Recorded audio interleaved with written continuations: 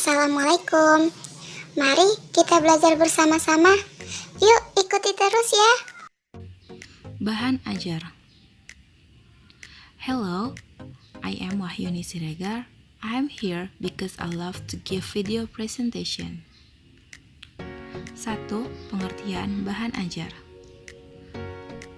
Bahan ajar adalah segala bentuk bahan yang digunakan untuk membantu guru atau instruktur dalam melaksanakan kegiatan belajar mengajar yang disusun secara runtut dan sistematis yang berisikan kompetensi yang akan dicapai oleh siswa.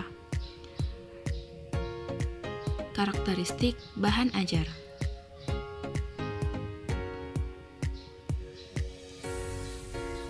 Yang pertama yaitu self-instructional, yang dimana bahan ajar ini dapat membuat peserta didik menjadi mandiri dalam belajar.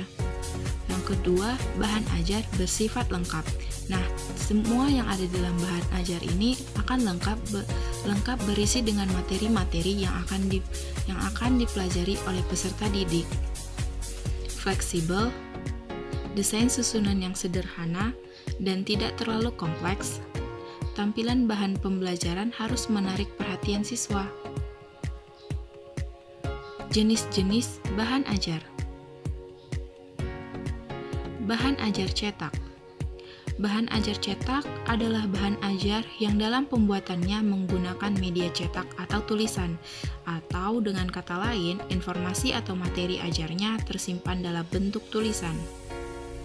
Nah, dalam membuat bahan ajar cetak, yang pertama yang harus kita lakukan adalah menganalisisnya. Setelah dianalisis, maka kita akan merancangnya. Setelah dirancang, kita kembangkan kembali, dan setelah itu kita evaluasi hasil rancangan kita, dan setelahnya kita revisi apa yang salah dan apa yang harus dimasukkan ke dalam bahan ajar cetak tersebut. Contoh bahan ajar cetak. Yang pertama ada handout, buku pegangan siswa yang berisi tentang suatu materi pembelajaran secara lengkap.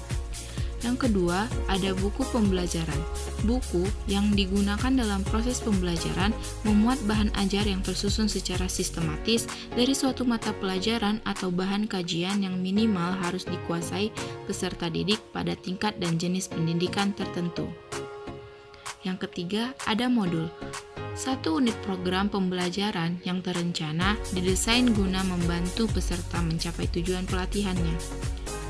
Baiklah, bahan ajar non-cetak. Berbeda halnya dengan bahan ajar cetak pada umumnya, bahan ajar non-cetak memiliki perbedaan yang bisa dikatakan lebih menarik dibandingkan dengan bahan ajar cetak.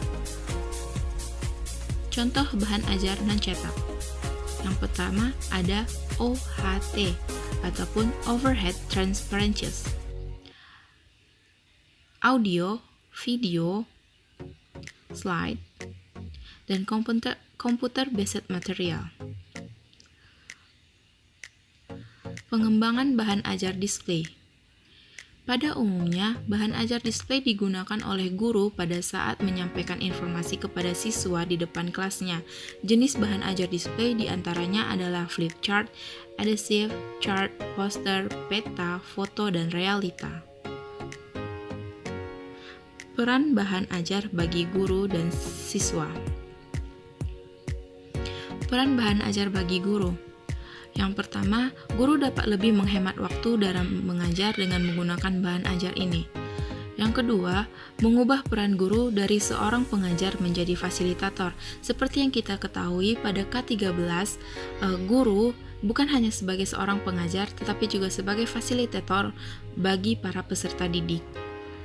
Nah, yang ketiga, meningkatkan proses pembelajaran menjadi lebih efektif dan interaktif lagi. Jika kita menggunakan bahan ajar ini, para siswa dapat belajar dimanapun dan kapanpun, jadi mereka belajarnya lebih efektif lagi dan interaktif lagi. Peran bahan ajar bagi peserta didik.